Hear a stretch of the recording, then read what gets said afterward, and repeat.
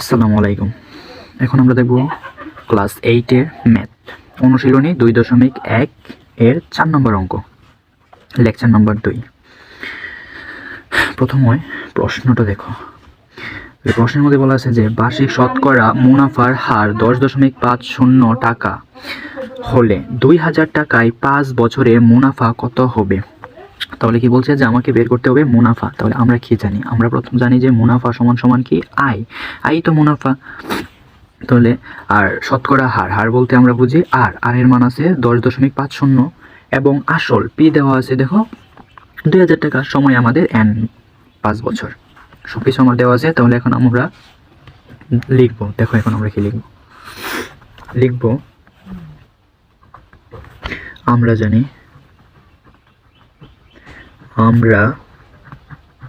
আমরা জানি আই সমান সমান পি এন আর।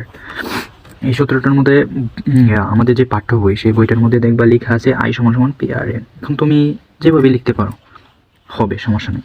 তারপরে মাঝখান থেকে একটা ভাগ করে নাও। এখানে লিখবে দেওয়া আছে।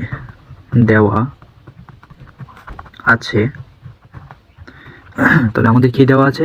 আমাদের দেওয়া আছে দেখো এখানে আমাদের মুনাফার হার মানে শতকরা আর এর মান দেওয়া আছে। তাহলে এখানে লিখো আর সমান সমান 10.50%। তারপর দেখো পি আসল দেওয়া আছে। তাহলে পি দেওয়া আছে, পি সমান সমান 2000 টাকা। তারপর দেখো এন সমান সমান আমরা বছর বা সময়কে বোঝাই। তাহলে এন দেওয়া আছে 5, এই যে এন দেওয়া আছে তোমার 5 বছর। এখানে লিখো 5 বছর। এখন আমার বের করতে হবে কি? বের করতে হবে তোমার এই যে এই মুনাফা আইটা বের করতে হবে। তাহলে লিখো আই প্রশ্নবোধক। হ্যাঁ, ঠিক আছে। এখন কি করবে? এখন শুধু মানটা বসাও। এই যে আই, পি এর মান আমরা কত জানি? 2000। হ্যাঁ, 2000 লিখলাম। তারপর এন এর মান 5, তাহলে 5। তারপর দেখো এই যে আর এর মানটা, আর এর মানে এখানে বুঝো যে এই পার্সেন্ট, এটা আগেও বলেছি এখনো বলছি আবার, এই পার্সেন্ট মানেটাই হচ্ছে তোমার 100। এই পার্সেন্ট মানেটাই 100। এরকম থাকলে তুমি লিখবা 10.50 বাই এই 100, এটা এরকম। তারপর তুমি ক্যালকুলেশন করো। ক্যালকুলেশন করলে তুমি, আমি হাতে করি, হাতে করলে তুমি দেখো ক্যালকুলেশনটা কীরকম হয়। তাহলে হাতে দেখো এই যে এখানে করলাম রাফ। তাহলে এই যে তুমি লিখো 2000 ইন্টু 5 ইন্টু এই যে 10.50 বাই কত? এই যে 100 লিখলা। 100। তারপর ক্যালকুলেশন করো, তুমি এটাকে রাখো ঠিক 2000 ইন্টু 5 ঠিক রাখলা। তারপরে টান দিলা, উপরে লিখলা 1050, নিচে লিখো 100 যা আছে তাই।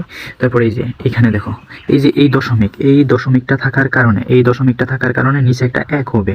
আর দশমিকের পরে যতগুলো সংখ্যা থাকবে সেই সংখ্যাগুলো ততটা শূন্য হবে। তাহলে এখানে দেখো 1 2, তাহলে 2টা শূন্য, তাহলে এখানে লিখবা 2টা শূন্য। That's it.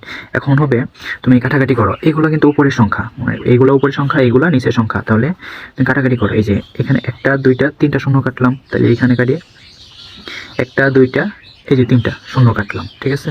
তারপরে দেখো কত থাকে। তারপরে দেখো এই যে এখানে 5 দুগুণে 10 আর এখানে দেখো 10। তাহলে 10 এই এটাও কাটতে পারি আমরা, এই যে 5 দুগুণে 10 এটা কাটতে পারি। তাহলে এই যে এই দুইটা গুণ করলে কি হয়? 5 দুগুণে 10। তারপরে এই যে এখানে 10, তাহলে এই 10 কেটে দিলাম। তারপর দেখো ফল আমাদের আসে, এই যে ফলটা আসে এইটা। তাহলে এখন লিখো 1050 টাকা। হ্যাঁ, এবার এখানে দেখো, তো এখানে শুধু ফলটা বসায় দাও, ওইখানে তো রাফ করলেই। তাহলে এখানে ফল আসে কত? 1050 টাকা। জাস্ট ঠিক এতটুকুই। তাহলে প্রথমেতে আমরা কি করলাম যে আমরা সূত্র লিখলাম। তারপর আমাদের দেওয়া আছে, আমাদের প্রশ্নকে দেখতে হবে আগে কি দেওয়া আছে সেগুলো লিখতে হবে। তারপর যেমন মুনাফার হার আর দেওয়া আছে, পি দেওয়া আছে, এন দেওয়া আছে। তাহলে আমরা জানি সব কিছু দেওয়া আছে, জাস্ট একটা দেওয়া নেই। তাহলে সেটাতে হচ্ছে আই। তাহলে আমার আই এইভাবে বের করতে হবে। ক্যালকুলেশন করলে আরও সহজ হবে। আমি কীভাবে হাতে করতে, অনেক সময় ক্যালকুলেটর থাকে না, সেজন্য হাতেই করে দিলাম। ওকে, ঠিক আছে। ভালো থাকো, সুস্থ থাকো, আমার জন্য দোয়া করো। আল্লাহ হাফেজ।